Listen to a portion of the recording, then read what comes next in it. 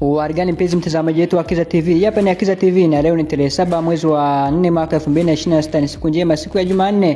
Na katika habari za kimichezo, habari kubwa ambayo tumeweza kusogezea hivi leo ni kuhusiana na mkutano mkuu wa Simba Sports Club, viongozi wa Simba Sports Club na waandishi wa habari ambao wameweza kuanza majira ya saa 5 katika ukumbi wa Serena jijini Dar es Salaam. Katika mkutano huo yameweza kuzungumza mambo mengi sana kuhusiana na issue ya elimu panzo, kuhusiana na wadhamini na pia kuhusiana na issue kubwa, malalamiko makubwa ya wana Simba Sports Club kuhusiana na maamuzi, kuhusiana na yale maamuzi aliyofanya referee Arajiga katika mechi ya Simba Sports Club dhidi ya Azam FC ambayo iliweza kupigwa katika uwanja wa Chamazi jijini Dar es Salaam, ambapo mechi iliweza kumalizika kwa suluhu ya kutofungana.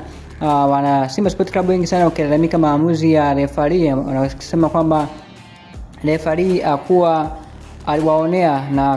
Na katika mkutano huu waandishi wa habari, mwenyekiti wa bodi ya Simba Sports Club Crisantos Magora ameweza kuwajibu kwamba wenyewe viongozi wa Simba Sports Club kwa sasa hawaruhusiwi kuingilia maamuzi ya referee, yani hawaruhusiwi kuzungumzia kuhusiana na maamuzi ya referee kwa mechi iliyopita. Hiyo washawanikia bodi ya ligi na wanalishughulikia hilo, lakini kwao wao viongozi wa Simba Sports Club hawaruhusiwi kuzungumzia kuhusiana na maamuzi ya referee. Hiyo haiwahusu kwa sasa hivi. Waache bodi ya ligi inaendelea kufanya kazi yake. Hapa ni Akiza TV, pia nakukumbusha usisahau kusubscribe katika YouTube channel yetu, pia kuleki, kushare na kucomment ili wa kwanza kuweza kupata taarifa mbalimbali za kimichezo na nyinginezo ambazo zinakuwa zinakujia